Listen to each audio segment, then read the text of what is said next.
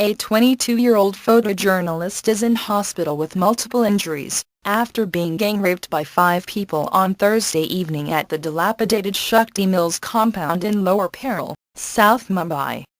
The young woman, who works with a magazine, was with a male friend when she was assaulted at about 8 p.m. yesterday. In details chillingly similar to the December gang rape in Delhi, the woman and her friend have described in their statements to the police how 2 men first harassed her and then beat up and tied her friend when he objected. The men then reportedly dragged her into a run-down, abandoned building, called in 3 other men and gang-raped the young woman.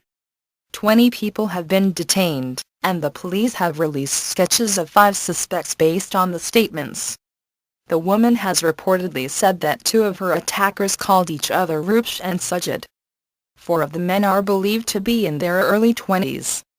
The police are investigating whether the attackers fled in a train after raping the girl. The Shakti Mills compound is very close to the Mahalakshmi station on the Western Line.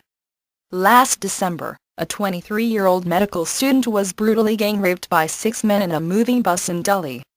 The horrific assault had provoked nationwide protests and demands for better protection for women and more stringent laws against rape.